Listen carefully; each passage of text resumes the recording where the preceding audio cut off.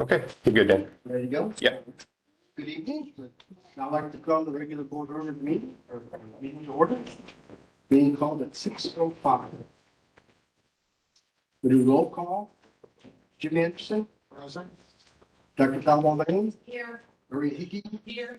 Jennifer Moss. Here. Carmen. Here. Cindy Sutter. Here. And Dan Sutter. Here.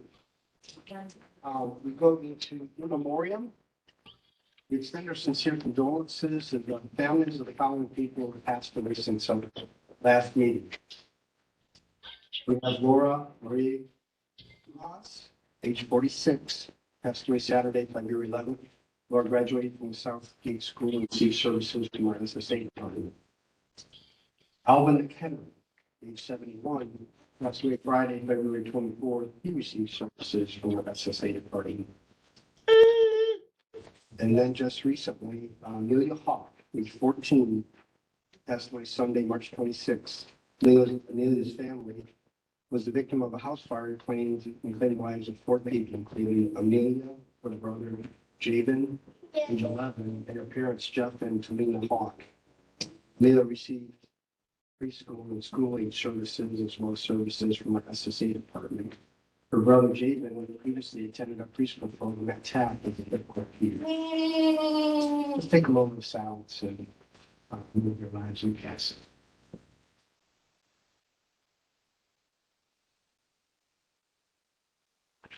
Okay, thank you. Okay, now I need a motion to approve minutes for the regular board meeting in February. A second. Caroline, second.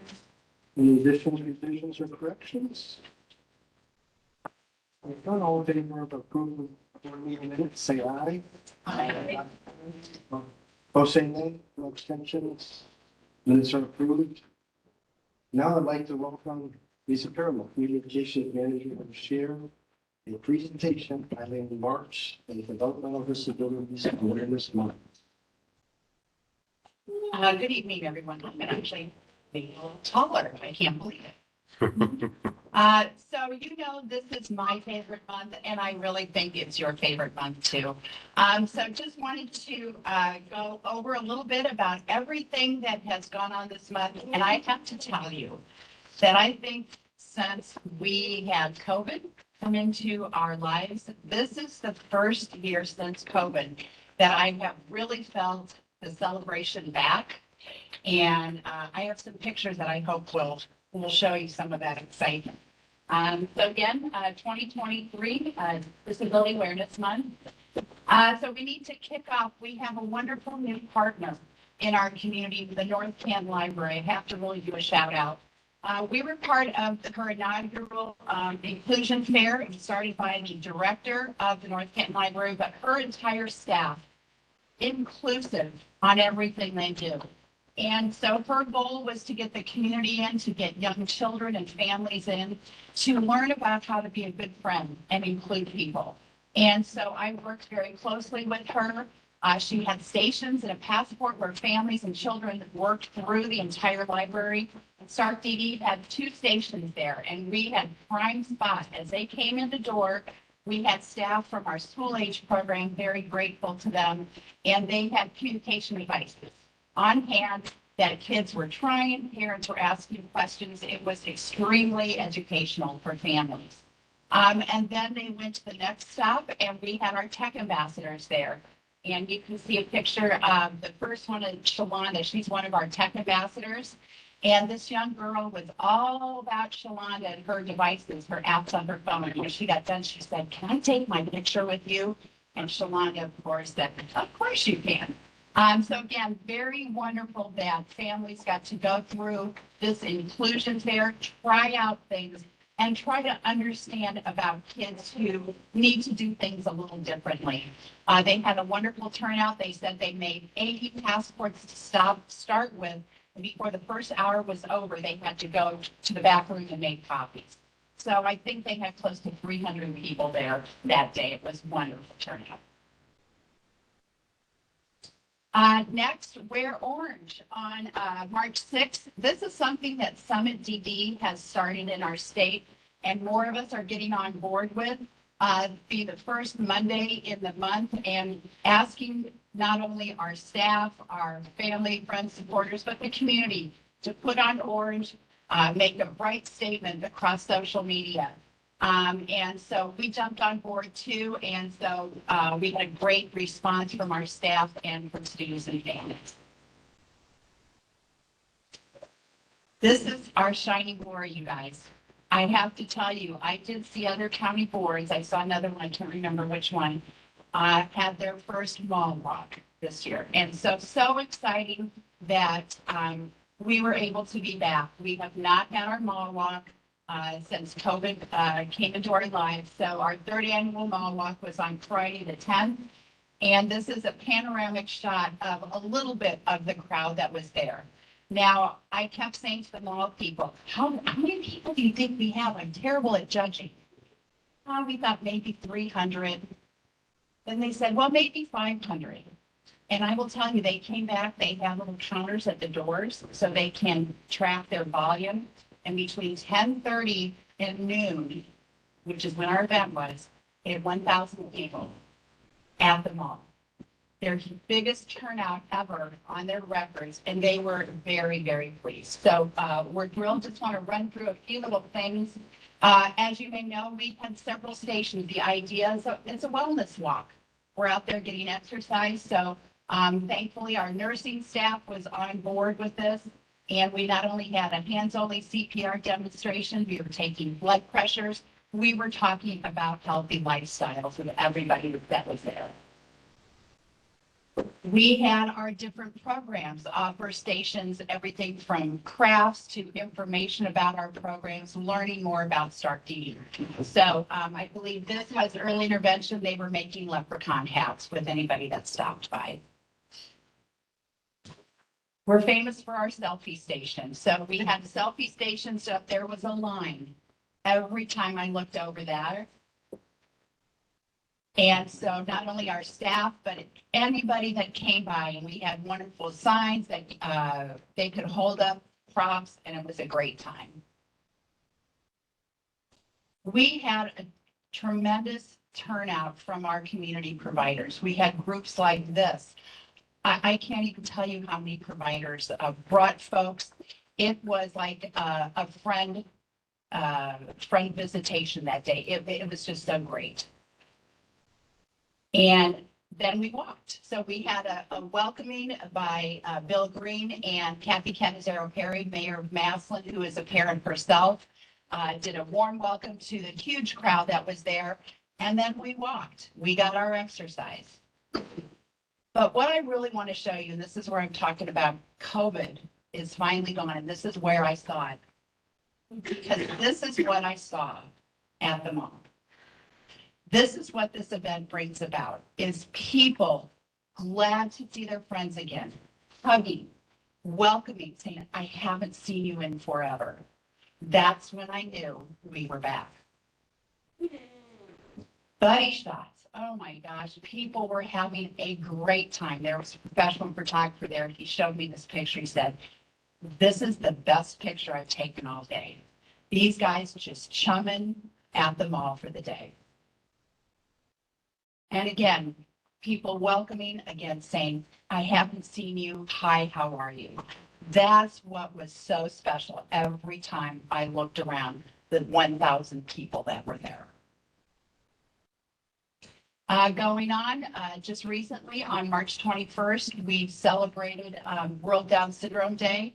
And again, it's to rock your socks. And so we encourage staff, families, students to put on their crazy socks in representation of World Down Syndrome Day. We talked a little bit last month about our book donation program. This is the second year that we have done this. And this year's book, we donated up 177 books to all of the first grade teachers in Stark County through all 17 school districts. And then we, of course, also donated books to our own school programs. So the book we donated, my three best friends and me, Zule, and been very popular. I've already heard some comments back from some of the teachers that have received these in donation.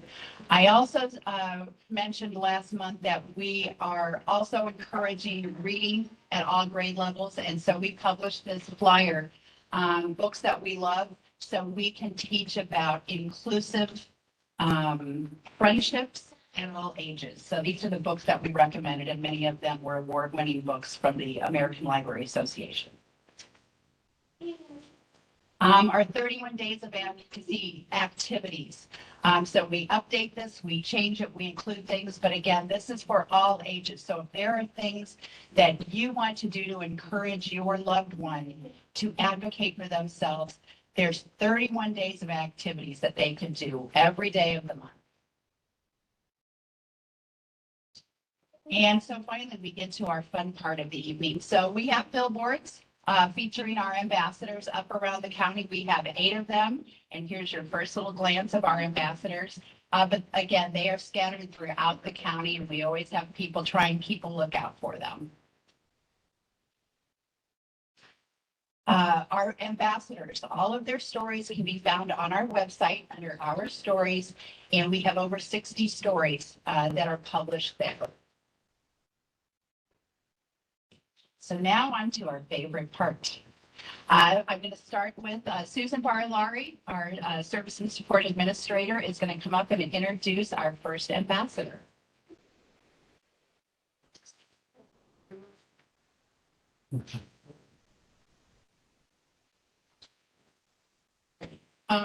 I'm so happy and honored to be here tonight to talk to you a little bit about Tanisha Bennett, a remarkable, brave, resilient, and just amazing young woman.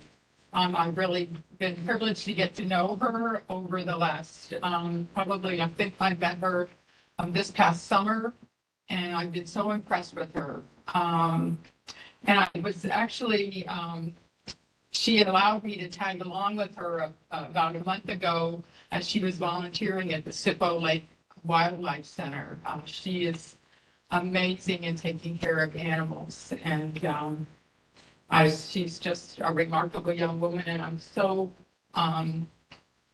delighted that she was agreed to be an ambassador for our Sartani board. So thank you, and I Jody.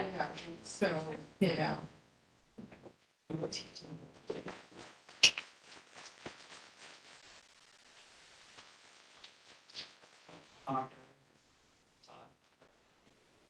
Jesus, the love of my life. And I am so appreciative that of all of you. And I worked in education for 46 years and special ed. And I love this little guy. I love the inclusion of people and all people. And my heart's always been, I was working in Akron Children's when I met Tanisha. And long story short, me and my husband adopted her. And Tanisha's disability is more medical. So it's been a different kind of disability, but I'm so thankful that she got a waiver and I could retire any longer. And that blesses my heart more than anything as a mom. So I thank you for that so much. And keep doing what you're doing. It's so important. And I'm just so thankful for everyone in this room. And I don't want to cry. So thank you so much for all that you do. And just keep paving the way for everybody with any kind of disability. It's so important that we include and we understand and we embrace all disabilities, and we just choose to love them for who they are. And that's what I choose to do with my heart. Thank you. Really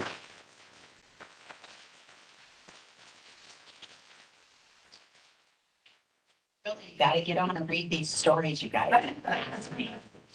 Okay. Our next ambassador, my little buddy Carter. I've been back here clapping with him. And so to introduce Carter is Jen Masser. Carter just graduated from early intervention into preschool, so he was nominated from early intervention. And Jen. Hi, I have the honor of introducing Carter. He is a happy, determined, ornery 3-year-old little boy. I met him shortly before his first birthday when his mom, Brunella, and the pediatrician noticed that he wasn't quite meeting his milestones. At that time, he wasn't rolling, sitting on his own, showing engagement with his family, and would only touch his blanket or his toy tablet. With the help of early intervention and intermittent outpatient therapy, he's really come out of the shell. Carter learned to move. He learned to touch and interact with toys. He learned to bring food to his mouth, gesture to let his mom know what he wants. Carter's journey was a great example of what early intervention services are. He entered our program during the COVID-19 pandemic when our services were virtual. Through virtual visits with Cornell and observation of Carter, I was able to coach Mom on ways to embed his therapy tasks into what she was already doing throughout the day. So I was the face of early intervention that both Carter and Darnella became familiar with. I had the support of our entire team behind us. With the help of our occupational and speech therapists and developmental specialists, we were able to support Darnella in addressing Carter's play, feeding, sensory needs, behavior, and communication, in addition to his initial concerns with mobility. Carter's love of his blanket and cocoa-melon has not changed at all. However, he has come so far from the baby that I met a few short years ago. He now knows how to throw, and that resulted in a great crash. How to ask for help to jump, and for his head to be squeezed. If he sees something he wants, he definitely has no difficulty getting to it. It was a pleasure to watch Carter develop and support Darnella as Carter developed into a curious, active, and happy little boy. He recently turned 3, and as Lisa said, he's now receiving services through Kansas City and support from our SSA department. And I look forward to hearing all the progress he continues to make. Thank you, Darnella, for your active participation in early intervention and letting us share Carter's story.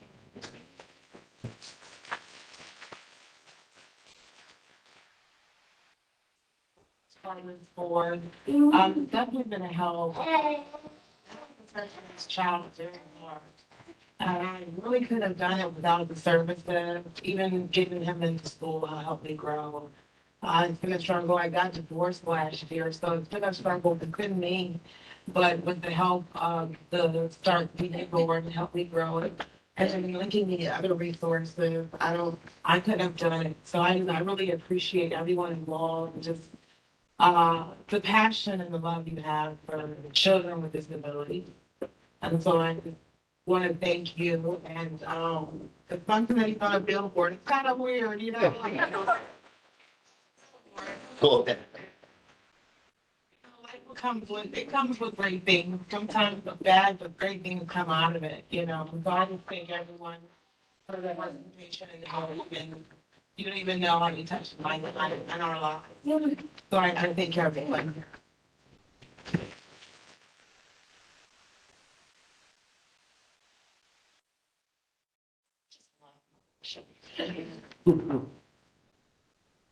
Our next ambassador, Emma, she's unable to make it tonight. Her family has a very busy schedule and I'm just texting Ashley, just got home from work. So Emma attends our Rebecca Stallman Southgate School. She is a 10th grader there. And she was nominated by Jenna St. Clair and said she's just one of our social butterflies. And so I wasn't sure when I went to the photo shoot what to expect. And I do have to share this short story is because every time, now you all know Craig. Craig is interactive and he does such a great job. Every time he picked up his camera, she looked down. She would not look, and her parents were jumping through hoops trying to get her attention. And he'd put his camera down and look at his computer, and she'd look up and he'd pick it up. So we had a real chuckle that night, and Mom and Dad were very tired when they got done. But as we said, she is a social butterfly. She just moved here from Columbia County in 2020. And so Southgate School is just getting to know her. She's in the process of getting a communication device because Emma is nonverbal, so she can communicate with her family. However, her receptive quality is top notch. She understands every single thing that is being said. And as Jenna was telling me, she can look at Jenna one time at the dance and she didn't like Jenna's dance moves. And even though she couldn't tell her, Jenna knew she didn't like her dance moves. Oh, she told me, she shook her head. Yeah. What's the matter? You don't like the way I dance? She's just like. She loves to participate in walking club, even though she uses a manual wheelchair a good portion of the time and does use a stander while she's at school. She loves to do the walking club. And what else? She loves to pay attention to some of the boys in her classroom. Yeah. Throughout, She is. throughout the program. She's She's very much a 16. teenager, yes. She's 16 and she has become very much a teenager and it is catching the eyes of the boys. Yes. So we're very sorry that Emma's family can't be here tonight, but we were very proud to have her as an ambassador. And finally, our last ambassador, I'm going to bring Tammy Maney up to introduce our last ambassador. And just so you know, they could not be here, but they are joining by WebEx.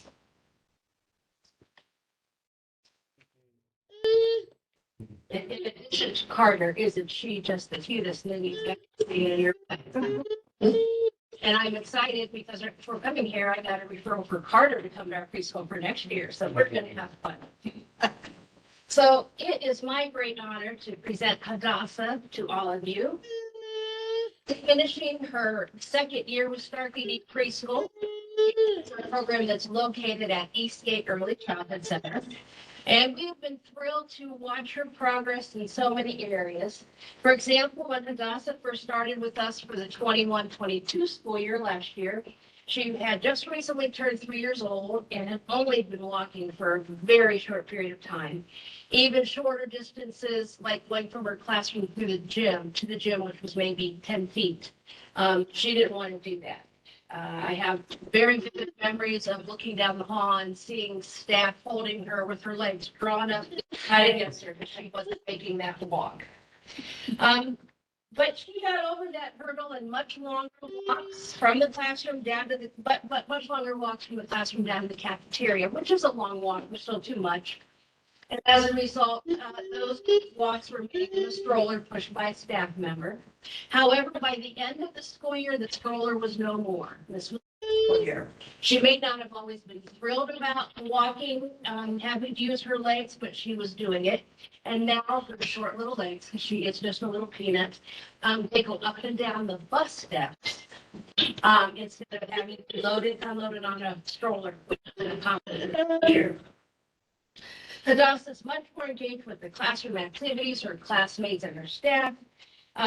Again, she isn't always thrilled to do certain activities, but she's learned to communicate those preferences, and there's just no question as to what she means. Yes is a definite yes, and a no is a sure no. And I'm sure Grandma Shirley can tell you I hear her chuckling. Yes, she knows it. Hadassah was very lucky when Grandma Shirley brought her to Ohio to live, and Grandma Shirley is actually now legally mom. She has adopted her, but she still goes by Grandma. Shirley is a wonderful advocate for this sweet little girl, and she makes sure that Hadassah has everything that she needs and wants in order to be happy and reach her. So Shirley, would you like to say a few words?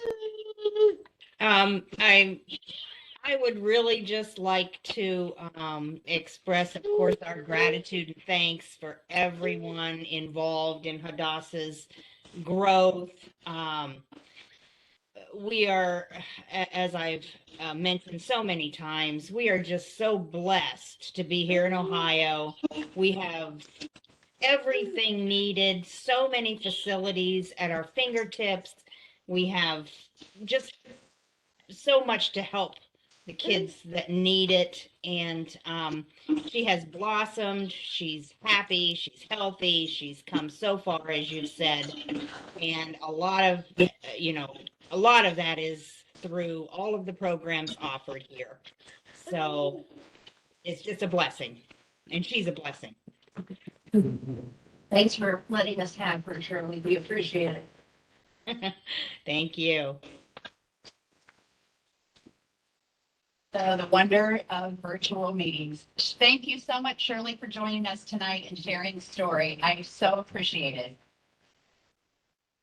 Thank you, Shirley. Yep. Oh, thank you all. Any questions? No. Thank you very much for your support as usual. We appreciate you so much, especially during this month of awareness. Thank you, Lisa. Will entertain anyone for public speaks? Public speaks. All right, we'll move on to the President's report. Good evening again. And March is always a great month to celebrate Disabilities Awareness Month, and we appreciate all our ambassadors. We hope they enjoy their billboards, and, because all of us are enjoying them. I've seen them around town. And especially thank you, Lisa, for highlighting them to us this evening. In addition, I've had the opportunity to speak to several civic and church groups and talk about the work of the board agency. The feedback and support we received has been really unrivaled and very much appreciated. The consistent theme we receive is the breadth and depth of our responsibilities to keep people we support safe, healthy, and happy. And what has been clear from talking with people is how many know our name, but need to know more about what we do and how we are funded. So it's been meaningful to share what Stark County Board of Developmental Disability does, and that we have increased services over the past 10 years with the same annual funding. And we learned this, it's clear that we have their support. Lastly, we'll have an in-board training probably next week, next month's board. Do you have any questions? If there's none, we'll conclude the President's report and for the superintendent.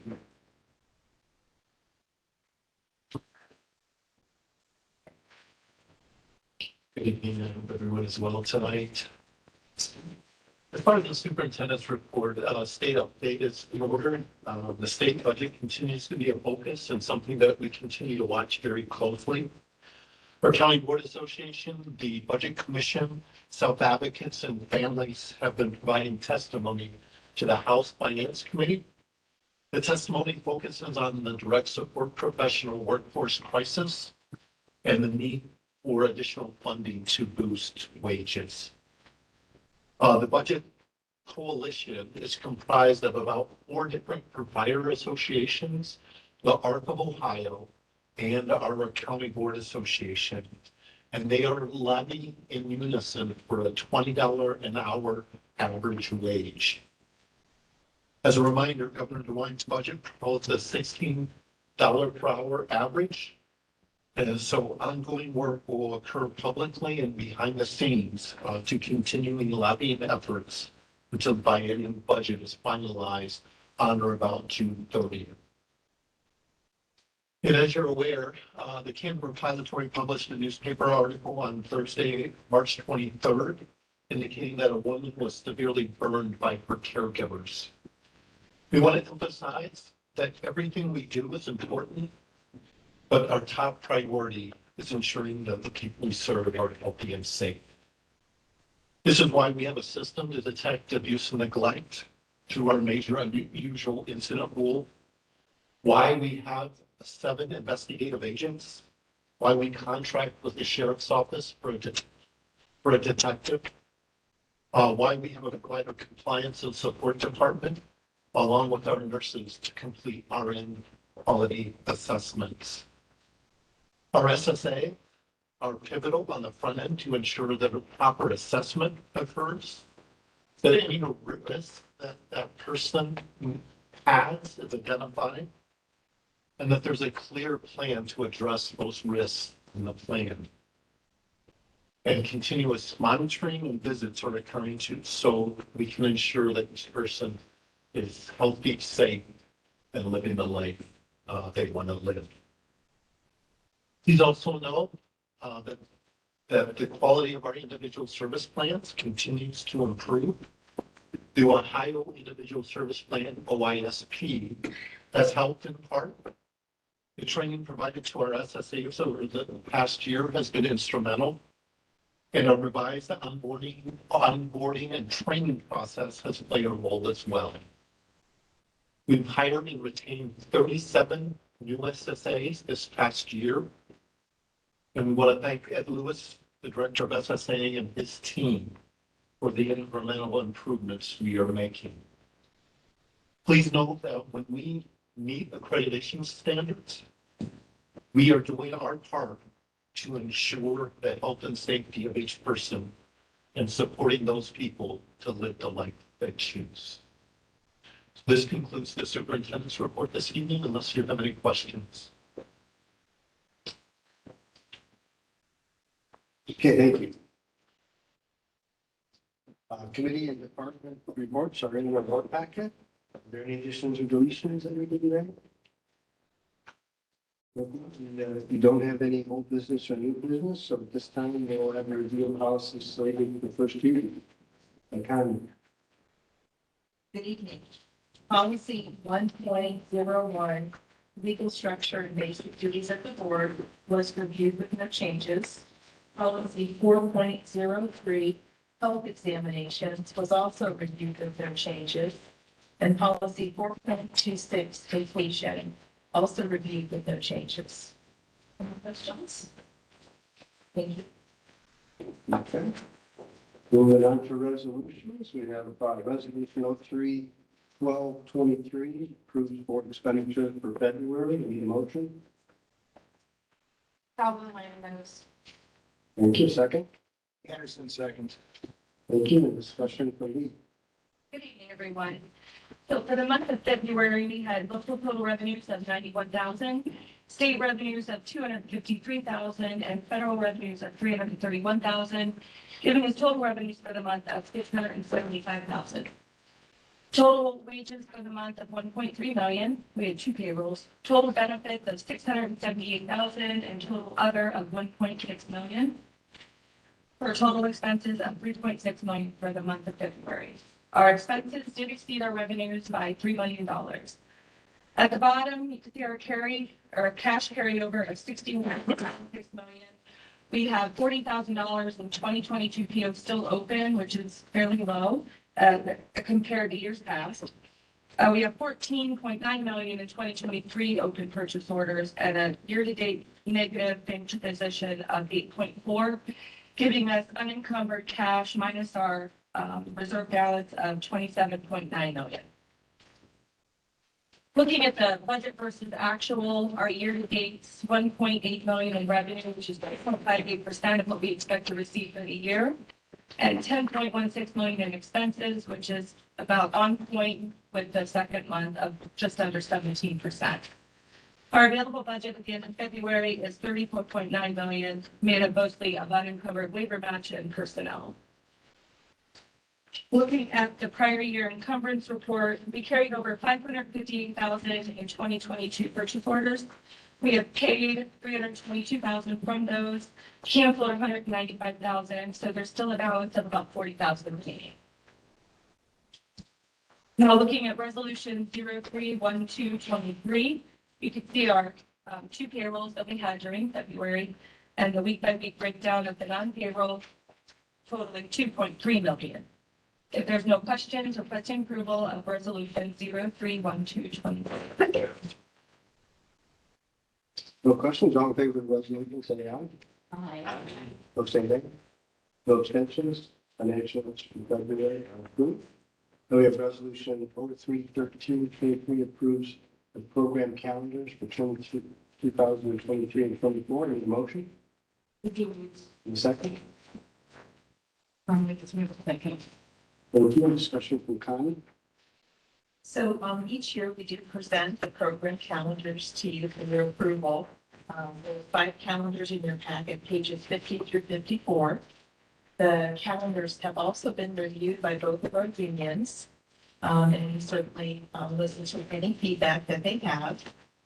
Preschool, which would be Eastgate and Taft, which is actually changing to Day Early Learning Center for next year, are included along with Southgate and Avondale and our early intervention and administrative calendars. The school calendars comply with student instructional hours required by the Ohio Department of Education and the days of work stated in the labor contracts. Also, the required number of early intervention days are listed. And the board has scheduled excess hours above the minimum number. And those are at the bottom of your calendar in red. This resolution also states that the board does have the right to amend the calendars after their adoption. But in the event that this is necessary, every effort to minimize adverse effects on all of our stakeholders will be taken, and as much advance notice given as possible. Does anyone have any questions? No other questions? All in favor of the resolution, say aye. Or say nay. No abstentions. Resolution is approved. Resolution 03-14-22 approves the request to amend the table of organization to add an SSA supervisor position. Any motion to approve? Anderson motion. Thank you. A second. Mo second. Thank you. Discussion from comment. This resolution would be requesting the creation of one additional service and support administration supervisor. We currently have 10 supervisors, so this would be our 11th. The supervisor provides supervision and evaluation of the FFAs in their respective unit as it relates to the individual service plan, administrative duties, and any other assigned supervisory duties. The addition of one SSA supervisor will readjust the number of SSAs overseen by each supervisor, as well as ensure that SSAs are receiving the needed amount of supports from their supervisor. So we do have a significant number of newer SSAs, as Bill mentioned, 37 in the past 12 months. So the training time required can be additional time on the part of the supervisor. So the addition of another supervisor will help to address this as well. The expense associated with the addition of one SSA supervisor will be added to the 2023 budget. Once the position is approved, it will be assigned a position control number and will be placed on the table of implementation. Does anyone have any questions? How many SSAs are there total? Right now, we have 95 with 2 vacancies, so when we're fully staffed, 97. Thank you. Any questions? No further questions? All in favor of the resolution, say aye. Aye. Opposed, say no. No abstentions. Resolution is approved. Moving on to second reading of board policy presented at the February board meeting, will be presented by Connie. Policy 4.15, attendance, tardiness, and sick leave was reviewed with no changes. And policy 4.05, volunteers, interns, and practicum students was also reviewed with no changes recommended. Thank you. Thank you. This brings us to our last resolution, 03-15-23, provides approval for board policy presented for second reading. I need a motion. And second. Anderson, second. Thank you. Any further discussion? With none, all in favor of the resolution, say aye. Aye. Or say nay. No abstentions. Resolution is approved for policies for second reading. Finally, just a reminder, next board meeting will be Tuesday, April 25th at 6 p.m. right here in the Home Center. Now need a motion to adjourn. Anderson, motion. Second. Gobble Lang seconds. Thank you. All in favor, say aye. Aye. Say nay.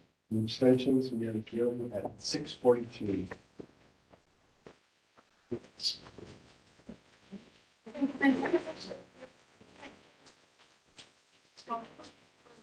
you.